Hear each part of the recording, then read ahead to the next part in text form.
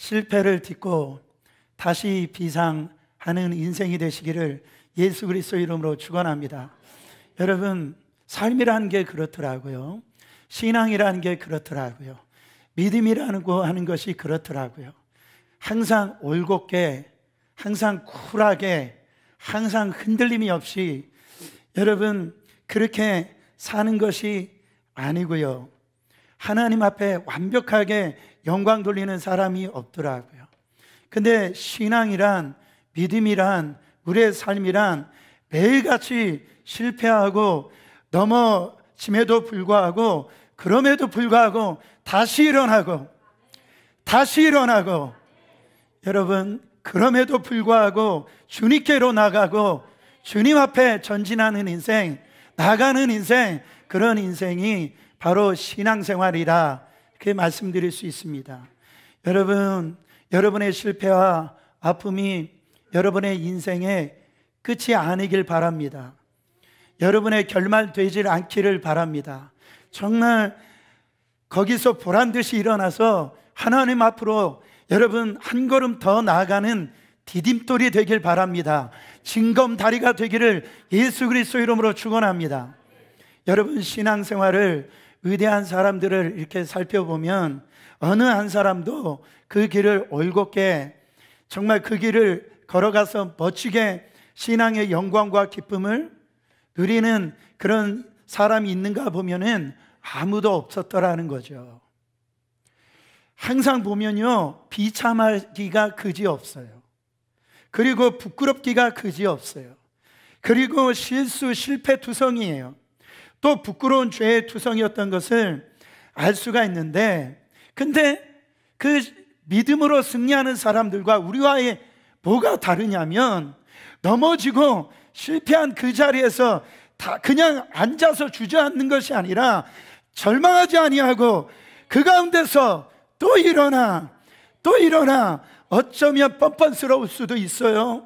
뻔뻔스럽게 그지없는데 하나님의 사랑의 품 안에 안겨 의지하여 오늘도 그 뜻대로 살아가고자 몸부림쳤던 그 인생들로 하여금 여러분 하나님의 구속의 역사가 지금까지 계속되어지고 하나님의 은혜의 현장에 사랑하는 여러분 도구로 그들이 그 자리에 서 있었더라는 것입니다. 여러분, 아브라함이 그렇죠. 아브라함을 우리가 믿음의 조상이라고 이렇게 얘기를 하는데요, 아브라함의 인생을 보면 믿음의 조상의 모습이 보이지가 않아요. 하나님께서 너에게 내가 약속의 자녀를 주시겠다라고 얘기했는데요, 너무 성급한 거예요. 너무 조급한 거예요. 욕심으로 도저히 안 될 것 같으니까 첩을 들입니다. 그리고 자식을 낳는 아주 부끄러운, 하나님 안에서 부끄러운 짓을 하는 거예요. 그때요, 아브라함아, 어찌 그렇게 부끄러운 짓을 할 수 있니? 너가, 내가 너에게 분명히 약속하지 않느냐? 내가 너에게 분명히 아들을 준다라고 약속했잖아. 너는 어째 그새도 못 찾고 어떻게 인간적인 방법을 택했느냐? 너 안 되겠다. 너는 실패. 너는 아웃. 너는 끝. 그러시지 않았다라는 거예요. 또한 너 어찌 그렇게 믿음이 없니? 너 어떻게 나를 그렇게 믿지를 못하니? 아니 어떻게 아내를 누이라고 2번이나 그렇게 속일 수가 있니? 사람이 어떻게 그럴 수 있니? 그렇게 비참하고 어떻게 그렇게 부끄러운 모습으로 살아가니? 그러면서 그래 참 너 대책 없는 놈이다, 그러시지 않았다라는 거예요. 그럼에도 불구하고 여러분, 그렇게 단언하고 버리시는 분이 아니라 그럼에도 불구하고, 할렐루야, 그럼에도 불구하고 다시 붙들어 믿음의 자리로 인도하고 다시 한번 축복의 근원으로, 복의 근원으로, 할렐루야, 만들어 가시는 위대한 하나님의 역사를 우리가 볼 수 있다라는 겁니다. 다윗을 보세요. 어떤 분이 그러더라고요. 다윗을 범죄 종합 선물 세트다, 뭐 이렇게 얘기도 하던데, 여러분 그는요 교만했고요, 실수했어요. 그리고 감정적이었고요, 나아가서 간음했고 사실은 살인죄까지 범하는 그런 일을 했는데, 여러분, 그런 죄 가운데서도 하나님께서 어떻게 했습니까? 그 다윗을 버리지 않습니다. 포기하지 않습니다. 여러분, 끊임없이 붙잡아 주시고 인도해 주셔서 축복의 자리로, 믿음의 자리로, 신앙의 자리로, 헌신의 자리로, 예배의 자리로 다시 옮겨놔 끝내 마침내 사용하시더란 말이에요. 할렐루야. 사도 바울도 그랬습니다. 예수 믿는 자들은 다 죽여야 된다라고 하는 사명을 가지고 살았던 사람이에요.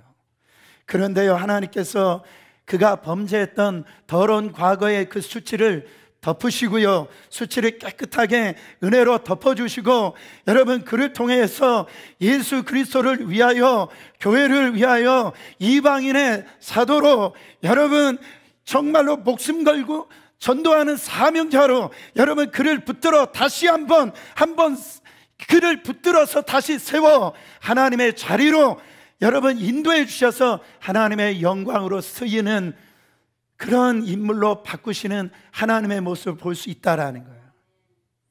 오늘 말씀에 나타난 이 삼손을 보면은요, 마찬가지입니다. 성경에서 수많은 사람들이 실패하고 수많은 사람들이 쓰라린 아픔 가운데 이렇게 살아갔는데요, 여러분, 그 실패에 머무르지 않고 다시 비상하는 인생을 사는 이 삼손을 오늘 볼 수가 있습니다. 여러분, 삼손만큼 흥미로운 그런 인생이 없어요. 삼손은 힘이 셌습니다. 그리고 머리가 길렀어요. 그래서 스포츠 선수들 중에 머리가 기르고 힘이 좋은 사람들이 삼손 같다 이런 표현도 쓰고요. 여러분들 여행 갈 때 여행 가방 가지고 다니시잖아요. 가장 유명한 여행 가방이 뭔지 아세요? 샘소나이트예요. 그 삼손에서 나온 겁니다. 그게 불티나게 잘 팔려요. 그게 오래 가니까 좋으니까 그거를 쓰는 거예요. 여러분, 삼손은요, 성경 인물 가운데 힘으로는 가장 넘버원이었어요. 그러니까 나귀의 턱뼈를 가지고 블레셋 사람 1000명을 갖다가, 그 정예 부대를 갖다가 다 여러분 이 죽이고 승리하는 그 정도로 힘이 좋았던 사람, 초인적인 능력을 갖고 있던 사람. 블레셋을 비롯해서 그 사방 주위에 있는 여러 국가들이 이 삼손 때문에 감히 이스라엘을 넘보지 못하고, 여러분, 그렇게 만든 위대한 영웅이었습니다. 근데요, 그 말로를 보면 영웅이라보다는 그야말로 초라한 실패자의 모습. 정말 어찌하여 그토록 강했던 자가 이토록 실패자가 되었는가, 오늘 말씀을 통해서 알아보고, 그런 삼손도 어떻게 하면 하나님이 주신 그 은사와 그 능력으로 다시 비상하는 영광스러운 인생을 살 것인가 말씀을 드리길 원합니다. 여러분, 누구든지 인생은 단 한 번의 인생을 삽니다. 정말 비상하는 인생이 다시 되어지는 여러분 되시기를 예수님의 이름으로 축원합니다. 먼저 뭐를 점검해야 되냐면, 첫 번째, 기도를 정비해야 됩니다. 기도를. 오늘 말씀의 배경은 삼손의 최후의 모습을 보여주고 있어요. 삼손의 최후의 모습은 어땠습니까? 보기 안타까울 정도예요. 머리를 다 깎이고요, 두 눈이 뽑히고 정말 사람들에게 조롱당하는 그 신세가 되었다라는 것. 우리가 삼손을 바라보면서 그런 생각이 들 수가 있습니다. 도대체 어떻게 사람이 저렇게 한순간에 몰락할 수 있냐, 저렇게 대단한 사람이 어떻게 저렇게 한순간에 몰락할 수 있지? 따라합니다. 그럴 수 있다. 그럴 수 있어요. 그래서 사람은 누구든지 겸손해야 돼요. 힘 있고 잘 나가고 내가 쓰임 받을 때 겸손해야 돼요. 근데 삼손에 대해서 이 안타까움만 느끼는 게 아닙니다. 오늘 다시 비상하는 장면을 봐요. 본문에 보면 삼손이요, 참 오랜만에 기도하는 삼손의 모습을 봅니다. 28절이에요. 삼손이 여호와께 부르짖어 가로되 주 여호와여 구하옵나니 나를 생각하옵소서. 하나님이여 구하옵나니 이번만 나로 강하게 하사 블레셋 사람이 나로의 두 눈을 뺀 원수를 단번에 갚게 하소서 하고. 여러분, 너무 오랜만에 보는 기도의 모습입니다. 블레셋 방백들이 다 모이는 그날에 단번에 원수를 갚게 해달라고 통곡하면서 간절히 부르짖고 삼손이 기도하는 걸 볼 수가 있어요. 여러분, 기도하니까 어떻게 됐습니까? 결국은 블레셋 사람들이, 거기 안에 있는 3,000명이 넘는 사람들이 다 죽고 승리하게 되어 있어요. 사사기서 16장 30절 읽어보세요. 가로되 블레셋 사람과 함께 죽기를 원하노라 하고 힘을 다하여 몸을 굽히매 그 집이 곧 무너져 그 안에 있는 모든 방백과 온 백성에게 덮이니 삼손이 죽을 때에 죽인 자가 살아있을 때 죽인 자보다 더욱 많았더라. 여러분, 이전에는 삼손이요 기도하지 않았다라는 것을 볼 수가 있습니다. 과거에 삼손이 블레셋과 싸우면서 하나님께 간절히 기도했다라고 하는 성경 말씀이 없어요. 단 한 번도 기도했다는 말씀이 나오질 않는데, 블레셋과 싸움이 지고 난 다음에 목이 말라가지고 하나님 앞에 물 달라라고 기도하는 장면은 겨우 한 번 나오는데요, 그러나 블레셋과 싸우기 전에 기도한 적이 단 한 번도 없었어요. 왜 그랬습니까? 자기 힘으로 충분하다라고 생각했어요. 자기의 능력으로 이길 수 있다라고 생각했어요. 즉, 삼손은 자기 자신을 믿었어요. 자기의 능력을 믿었어요. 자기가 가지고 있는 스펙을 믿었다라는 것. 그래서 기도하지 않았다라는 것이죠. 여러분, 무엇이든지 다 보면은요 넉넉할 때 기도하지 않더라고요. 돈이 많은 사람들이 통계적으로 보면 기도를 안 해요. 인간적으로 예쁘고 잘생긴 사람들이 기도하지 않아요. 할렐루야, 감사하시길 바랍니다. 여러분, 건강한 사람보다 건강하지 않는 사람들이 기도해요. 똑똑한 사람보다, 죄송합니다, 조금 무식한 사람, 저희들과 같이 그런 사람들이 기도해요.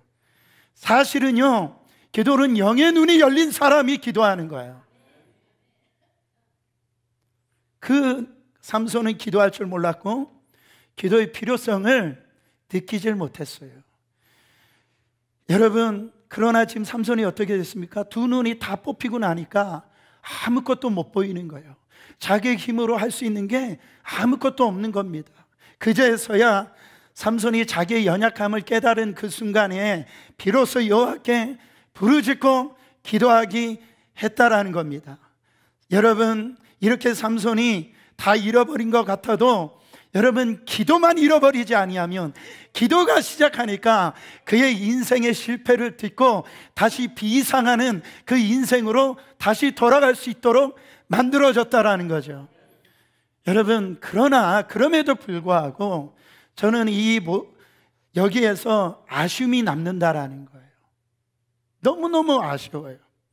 어떤 아쉬움이 남느냐 하면, 여러분, 만약에 삼손이 죽을 때처럼 이렇게 평상시에 힘이 있을 때, 건강할 때에, 능력이 있을 때, 다른 사람에게 인정받을 때 그때 기도했더라면 그의 인생은요 영광 중에 영광으로 성경 이 사사기 말씀이 완전히 바뀌어졌을 겁니다. 왜 그 인생 가운데 수많은 시간 동안에 기도하지 않고 불순종하다가 비참하게 빠지게 돼서야 비로소 그때 기도하냐 말이에요. 삼손이 이렇게 인생을 부실하게 살았던 이유가 어디 있습니까? 삼손은 기도를 하지 않았기 때문에 그래요. 언제 기도했냐면 어려움이 닥칠 때만 기도했어요. 언제 기도했냐면 머리 깎이고 조롱 당할 때 기도했다라는 거예요. 여러분, 정말 평상시에 삼손이 하나님께 평탄함을 주셨을 때, 힘이 있을 때, 승리를 주셨을 때 깨어 기도했더라면 그의 인생은 전혀 다른 정말 놀라운 인생이 되진 않았을까, 그런 아쉬움이 남는다라는 거예요. 우리의 신앙에는요, 두 가지 신앙이 있습니다. 하나는 수리형 신앙이 있고 하나는 정비형 신앙이 있어요. 여러분, 정비 신앙은 말 그대로입니다. 어떤 문제가, 차에 어떤 문제가 생길 때 바디샵에 가잖아요. 여러분, 그런 미리미리 준비하고 무장하는 신앙을 얘기합니다. 정비하는 신앙, 평상시에 규칙적으로 기도하면서 무장하는 신앙을 말해요. 근데 수리신앙은 뭡니까? 어려움이 닥쳐와야만 기도해요. 문제가 생겨야만 기도합니다. 그냥 비참한 나락에 떨어져야만 하나님을 찾고 부르짖는 신앙이 수리형 신앙이라. 물론 그것조차도 안 하는 분들이 있으니까 더 안타깝지만, 삼손이 무너졌던 이유는 단 한 가지입니다. 그의 삶 가운데 규칙적인 기도 생활이 무너졌기 때문에 그래요. 여러분요, 규칙적인 그 기도 생활이 없는 사람은 삼손과 마찬가지로 아무리 은사가 많더라도, 자기의 능력이 아무리 많더라도요, 여러분 힘이 있다 할지라도 무너지게 되어 있다는 겁니다. 여러분 스스로에게 물어보세요. 내가 지금 규칙적으로 신앙생활 잘하고 있는지, 내가 기도 생활이 지금 규칙적으로 기도 생활을 하고 있는지. 여러분, 복음서에서 나오는 제자들 모습하고 이 사도행전에 나오는 같은 제자들인데요, 다른 걸 볼 수가 있습니다. 복음서에 나오는 이 제자들은요, 형편없는 거예요. 예수님이 아무리 말씀드려도 예수님과 예수님의 마음을 아프게 하는 그런 제자들이었어요. 그냥 내가 우의정 되겠다, 내가 좌의정 되겠다, 그렇게 예수님 뜻과 전혀 상관없는 아주 속삭이는 사람들의 제자들이었는데, 이 사도행전에 나왔을 때 성령을 받고 난 다음에 이 제자들의 모습을 보면은요, 또 다른 사람이 돼버렸습니다. 여러분, 그들이 어떻게 해서 이렇게 능력 있고 변화되어지고 다른 사람이 되었는가? 여러분, 그 결정적인 차이점이 사도행전 3장 1절에 나와 있습니다. 읽어보세요. 제9시 무슨 시간에? 기도 시간에 베드로와 요한이 어디에 올라갔세? 성전에 예배드리러 올라갔세. 그러니까 규칙적으로 이 사도들이요, 기도할 때, 예배 생활을 할 때에, 여러분, 그들은요, 이 복음서에 나왔던 그런 사람, 그런 제자들이 아니고 이렇게 영향력 있고 변화되어지고 매력적이고 정말 사람들의 생명을 구원하는 그런 능력 있는 그런 제자들이 되었다라는 거예요. 여러분, 하나님 앞에 쓰임받았던 모든 사람들을 이렇게 바라봐 보세요. 다 공통점이 있는데 다 이 규칙적인 예배 생활, 기도 생활 있다라는, 특별히 새벽 기도를 했다라는 거예요. 나는 녹슬어 없어지기보다 닳아서 없어지고 싶다고 말한 이 조지 휘필드 목사님 있죠. 이분이 존 웨슬런 목사님과 함께 한 시대의 부흥을 일으켰던 그런 놀라운 하나님의 종인데요, 이분의 유명한 일화가 있잖아요. 이분의 특징이 있다라는, 이분은 항상 10시면 자고 새벽 4시에는 반드시 깨어서 이 새벽 기도를 했다라는 거예요. 만약에 어떤 사람이 10시 이후에 그 집에 이렇게 찾아오면 꼭 이렇게 얘기했다라는 겁니다. 모든 선한 사람이 잠자리에 들 시간에 왜 오셨습니까? 그렇게 얘기했대요. 다시 한 번 더, 모든 선한 사람이 잠자리에 들 시간에 왜 오셨습니까? 집에 가라는 얘기죠. 선한 사람이라고 하면은 이 10시에 올 수 있는 사람이 없다라네. 당신이 악한 사람이니까 왔다라는, 이게 무슨 의미인지 아시겠어요? 그래가지고 항상 그는요, 아침을, 새벽을 깨워서 기도하는 그런 사람이 되어서 위대한 하나님의 종으로 쓰임을 받았다라는 거예요. 여러분, 어떤 분들이 저한테 그렇게 얘기하실 수도 있어요. 아이, 목사님, 누가 이 새벽 예배를 만들어 놔가지고 이렇게 우리를 고통스럽게 만듭니까? 목사님들도 그렇게 얘기하는 분들이 있어요. 아유, 새벽 예배만 없어도 참 목회 할 만할 텐데. 제 얘기가 아닙니다. 근데 새벽 기도 누가 만들었습니까? 예수님이 만들었다니까요. 원망 불평을 주님께 하시면 돼요. 여러분, 보세요. 마가복음 6장 35절 읽어보세요. 새벽 오히려 비명에 예수께서 일어나 나가 한적한 곳으로 가서 거기서 뭐 하셨대요? 기도하셨더라. 여러분, 어떤 교회 새벽 예배 이렇게 나오도록 권고 표를 보니까 이렇게 표가 있는 교회가 있더라고요. 동창이 밝았느냐? 나는 이미 기도한다. 여러분, 어떻게 보면 표가 좀 촌스러워 보이지만 나는 햇빛, 이 태양이 뜨기 전에 나는 주님 앞에 엎드린다. 이미 기도하는 사람이다. 그런 교회가 되어야 될 줄 믿습니다. 여러분, 이미 교회는요, 기도가 무너지면 안 됩니다. 교회는 만민이 기도하는 집이라고 그랬어요. 삼손이 왜 무너졌느냐? 이유는 단 한 가지입니다. 그에게 능력도 있고 힘도 있었어요. 스펙도 완벽했어요. 그러나 그가 여러분 규칙적인 기도 생활을 하지 않았기 때문에 여러분 아무런 엄청난 그 능력을 갖고도 그는 패할 수밖에 없는, 그런 조롱받을 수밖에 없는 그런 위치에 빠질 수밖에 없는 상황 가운데 갈 수밖에 없었다라는 거죠. 여러분, 정말 다시 기도를 정비해서 여러분 비상하는 인생 되시기를 예수 그리스도의 이름으로 축원합니다. 여러분, 두 번째로 기회를 놓치지 말라라는 거예요. 뭐를 놓치지 말아라?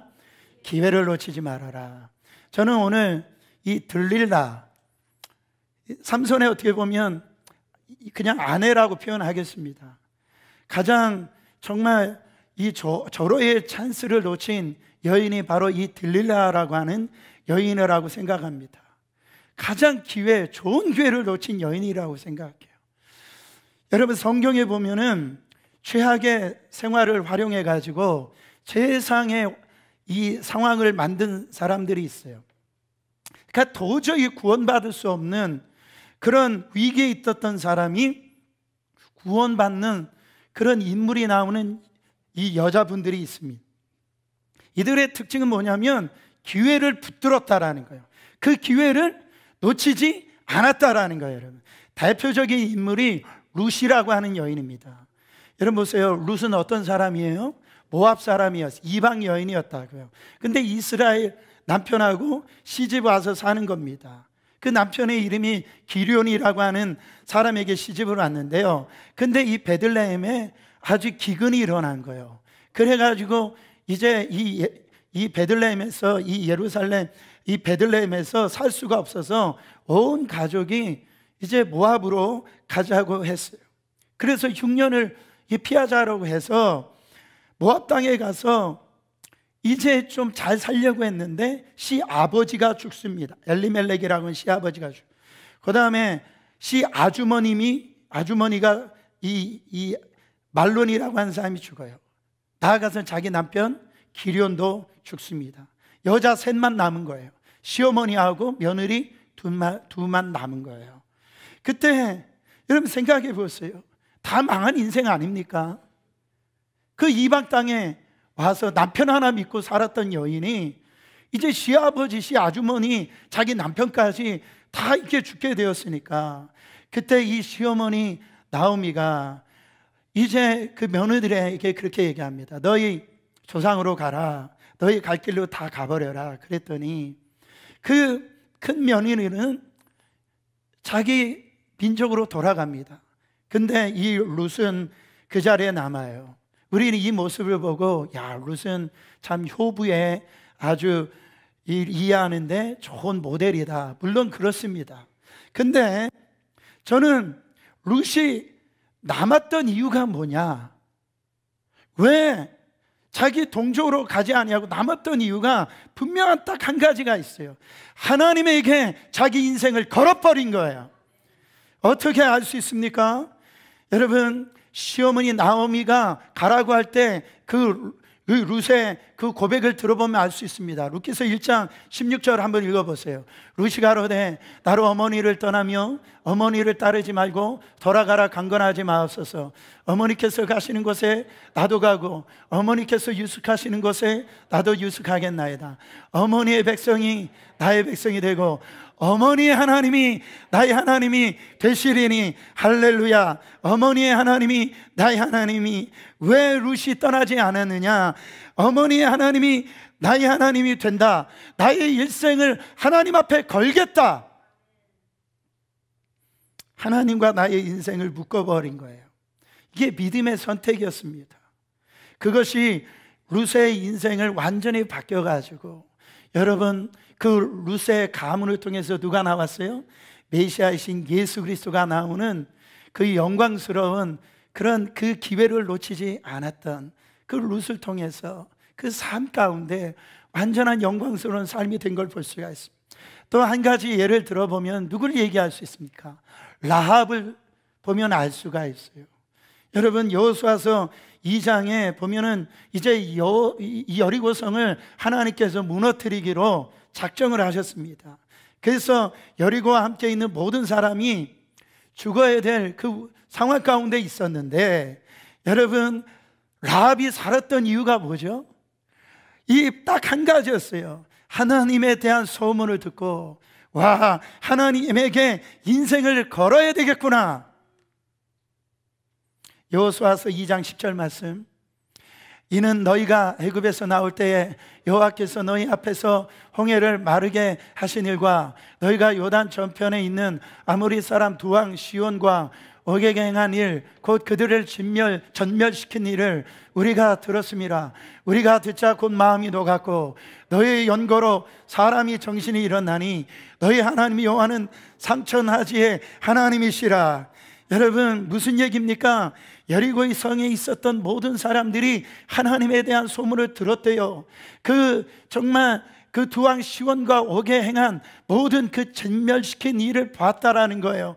그 광야에 있었던 하나님의 기적과 같은 일들을, 홍해를 가르시고 정말 불기둥 구름기둥으로 인도하셨던 그 하나님의 얘기를 다 들었을 때 여리고성 안에 있었던 모든 사람들이 정신을 다 잃어버릴 만큼, 여러분, 그 하나님에 대한 소식을 들었는데, 여리고성에 있었던 모든 사람들은 저항을 했지만 라합이라고 하는 사람은 그 하나님에게 인생을 걸어버렸다라는 거예요. 여러분, 이게 얼마나 중요한 선택입니까? 이 선택 하나로 말미암아 기생 라합의 인생은 완전히 영광스러운 인생으로 바뀐 걸 볼 수가 있습니다. 다시 들릴라로 돌아오겠습니다. 들릴라는 어떤 여인입니까? 여러분 보세요. 어찌 보면 하나님 앞에 이 여인만큼 축복받은 여인이 어디 있어요? 세상에서 가장 힘이 센, 거기에서 가장 유명한, 정말 누가 보더라도 와, 삼손 하면 정말 인정받을 만한 사람하고 지금 같이 사는데, 여러분, 하나님 앞에 쓰임받는 이 사사의 지금 이 들릴라가 삼손 앞에 정말로 그 옆에서 살고 있는데요, 만약에 삼손 옆에서 이렇게 얘기했다라고 한다면, 추측해보면, 상상을 해보면 너무 좋았을 것 같아요. 삼손의 약점이 뭡니까? 삼손의 약점은 여자였어요. 여자라고 하면 정신을 못 차렸어요. 그래가지고 휘청거리고 방탕했다라는 거예요. 그때 이 들릴라가 삼손의 손을 붙들고, 삼손 씨, 이럴 수 있습니까? 당신 사사 맞습니까? 평생에 사사가 되어가지고 그래서 되겠습니까? 제발 정신 차리고 하나님께 기도하세요. 하나님 앞에 순종하세요. 동족이 지금 죽을 위기 가운데 있는데 지금 헌신하세요.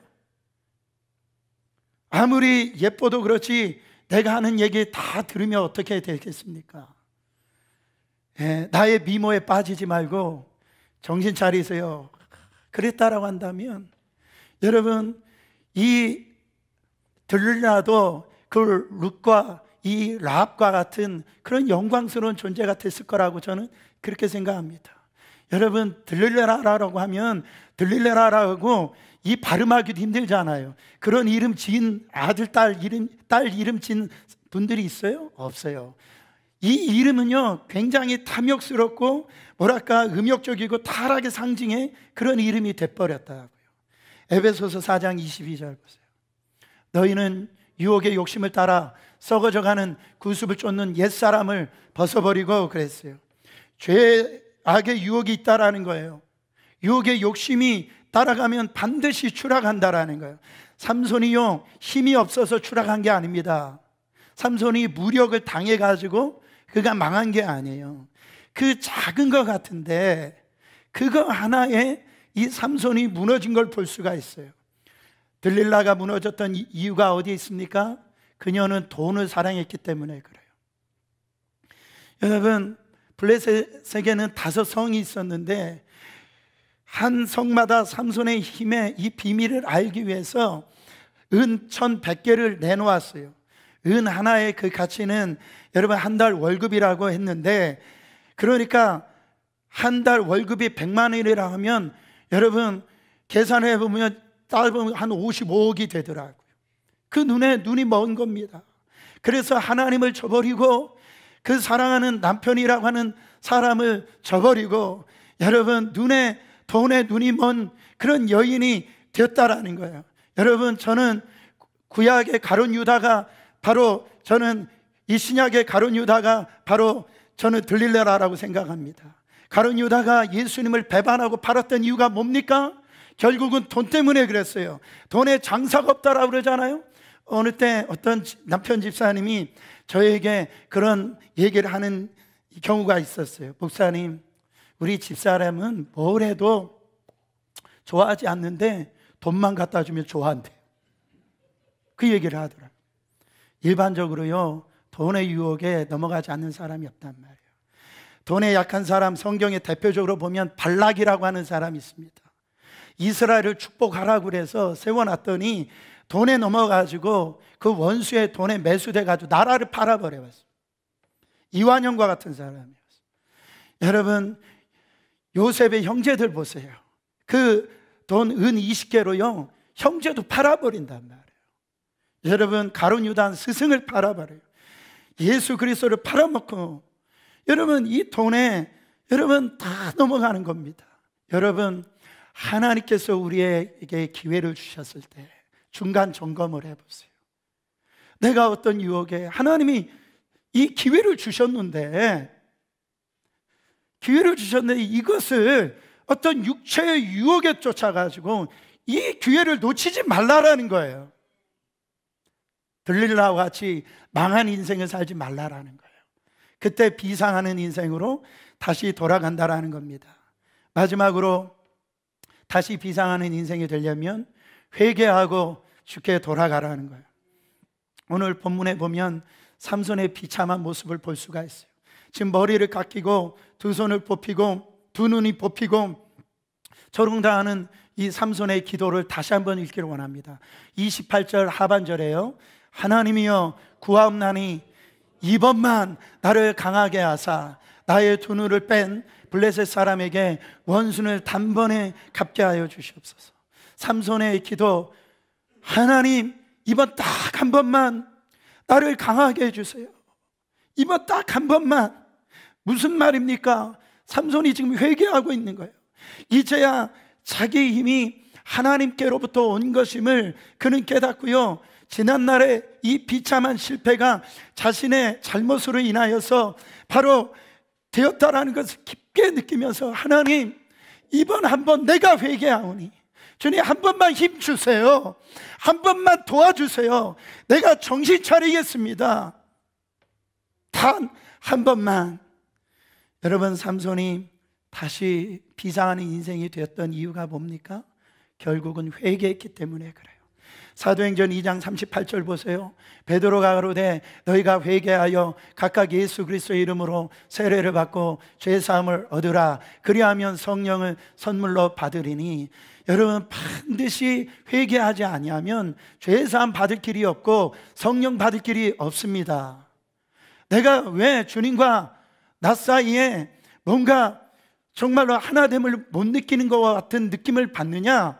왜 주님과 한 몸 되어지는 이것을 느끼지 못하느냐? 어쩌 보면 정말 이 회개가 제대로 되어 있지 않아서 그럴 수도 있다라는 거예요. 여러분, 아무리 무너진 자라 할지라도 회개하면 다시 역전의 자리로 되돌아갈 수가 있다라는 거예요. 우리 복음성가 이 찬양 중에 너무 멀리 왔나요? 이 찬양이 있는데 무슨 너무 멀리 옵니까? 다시 너무 늦은 건가요? 너무 늦은 게 어디 있어요? 여러분, 회개하기에는 늦는 시간이 없다. 따라합니다. 회개하기에는 늦는 시간이 없다. 시작. 회개하면 다 살아납니다. 삼손과 같이 다 무너진 인생도 회개하니까 일어나게 되더라는 거예요. 삼손은요, 그 맷돌을 돌리면서 그 조롱을 당하면서 수만 번 이렇게 회개했을 거예요. 하나님, 하나님의 영광스러운 이 나신의 은으로 하나님 앞에 택함받은 하나님의 교회로 내가 택함을 받았는데 하나님의 뜻대로 살지 못하고 이렇게 맷돌 가는 노예가 되어서 이방 그 사람들에게 조롱거리가 되었으니 주님 잘못했습니다. 용서해 주세요. 하나님이 이 세상 천하를 다 죽어도 갚을 수 없는 저 십자가의 보혈의 피로 말미암아 나를 구속 죄사함을 주고 하나님의 자녀로 삼아 주셨는데 내가 지금 세상 가운데 방황하고 세상 가운데 빠져가지고 하나님을 잃어버리고 사는 나의 모습 가운데 주님, 내가 아버지께로 돌아갑니다. 나를 불쌍히 여겨 주시옵소서. 여러분, 우리가 이 자리에 예배에 참석하게 된 이유가 뭡니까? 하나님의 음성을 들어야 돼요. 회개하면 다 사는 거예요. 무너져 있습니까? 깨어져 있습니까? 모든 것이 다 죽어져 있습니까? 주께 돌아오셔야 돼요. 여러분, 험한 십자가를 붙드셔야 됩니다. 그러면 다 사는 거예요. 여러분, 지난 날을 돌아보세요. 얼마나 많은 인생을 다 낭비하고 살았습니까? 하나님이 주신 그 재능, 하나님이 주신 그 재물, 하나님이 주신 그 능력을 세상에 다 탕진하지 않았습니까? 엉뚱한 곳에 여러분, 나의 젊음, 나의 시간을 다 탕비하고 있지 않습니까? 여러분, 그때 회개 기도를 하셔야 돼요. 하나님, 한 번만 살려주세요. 지금까지 제가 잘못 살았습니다. 주님이 나에게 말씀하셨는데 내가 주님의 말씀을 따르지 못했습니다. 오늘 이 삼손과 같이 주님, 이번 한 번만 다시 기회를 주시옵소서. 내가 지난 날처럼 살지 않겠습니다. 한 번만 봐주시면 내가 잘 살겠습니다. 삼손과 같은 이 기도가 필요한 분들이 있을 줄 압니다. 누가복음 15장에 보면 탕자가 어느 때 회개합니까? 쥐염 열매를, 이 돼지가 먹는 쥐염 열매를 먹지 못할 때 고백합니다. 회개해요. 내가 아버지께 잘못했구나. 내가 아버지께로 돌아가야 되겠구나. 여러분, 진정한 부흥은 회개부터 시작됩니다. 아버지께로 돌아가야 됩니다. 잘못한 것을 버리고 아버지께로 돌아가야 돼요. 여러분, 그것이 참된 회개인 줄 믿으시길 바랍니다. 여러분, 정말 복음이 가장 중요한 메시지가 뭐냐면 어떤 사람도 범죄했을 때 반드시 회개할 기회가 주어진다라는 거예요. 저는 패자 부활절이 항상 있습니다. 한 번에 끝내지 않아요. 반드시 하나님께 살 길을 주신다고요. 그래서요, 사실 가룟 유다에게도 하나님께서 예수님께서 기회를 주신 걸 볼 수가 있어요. 요한복음 13장 21절에 보면 내가 진실로 진실로 너에게 이르노니 너희 중에 하나가 나를 팔리라. 그때 유다도 그 얘기를 들었다고요. 여러분, 유다가 그거를 거절했다라는 거예요. 우리도 마찬가지입니다. 기회가 있다라는 거예요. 그 다음에 기회를 줘야 된다라는 거예요. 우리가 변화돼야 될 것이 뭐냐면은 우리 사용하는 언어인데 아주 극단적인 언어 있잖아요. 예를 들어서 끝장내, 내 손에 장을 지진다, 성을 간다, 하늘 두고 맹세한다. 저도 성 몇 번 간 적이 있어요. 말이 막 극단적이에요. 그래가지고 거짓말장이로 만들고, 예? 그래가지고 여러분들 중에 그런 분들이 있을 줄 알아요. 내가 다시 술만 먹으면은 내가 성을 간다, 손에 장을 지진다. 근데 장 지지신 분 한 사람도 없어요. 성 간 분들 한 분도 없어요. 그런 얘기를 들을 때요, 여러분, 기회를 주셔야 돼요. 꼭 돌아올 거야. 내 남편 꼭 돌아올 거야. 내 자녀 꼭 돌아올 거야. 지금은 저 모양이지만 지금 무슨 중? 공사 중이야. 여러분, 정말로 아까 정윤이 저분은 전 만나본 적도 없지만은 결국은 다시 비상하는 인생으로 사는 걸 보세요. 우리가 회개하면 우리는 삽니다. 이거를 놓고 여러분 죽을 각오를 한번 해보세요. 죽으면 사는 거예요. 왜 다른 거는 죽을 각오로 그렇게 하면서 살면서 왜 신앙으로는 여러분 죽을 각오를 하지 않냐고요. 신앙의 법칙은 내가 주님 안에서 죽어질 때 우리는 살 수 있는 겁니다. 오늘 이 시간은 정말 결단하는 시간 되었으면 좋겠습니다. 여러분, 내 삶이 지금 다 무너졌다 할지라도, 다 실패할지라도 지금 이 순간 여러분들이 점검해 봐야 돼요. 내 이 기도 생활, 예배 생활, 그리고 내가 지금 하나님이 이 주신 기회, 하나님의 음성을 주셨을 때 내가 지금 어떻게 하고 있냐, 세상 가운데 그 기회를 갖다 지금 다 까먹고 있지 않냐 말이에요. 그리고 지금 하나님의 그 음성 앞에 내 자존심 낼 게 뭐가 있습니까? 하나님, 나 아버지께로 돌아갑니다. 하나님, 나 살고 싶어요. 삼손처럼 주님 한 번만 나를 도와주세요. 나 다시 비상하는 인생 되기를 원합니다. 저는 여러분 올 한 해 주님이 다 하실 줄 믿습니다.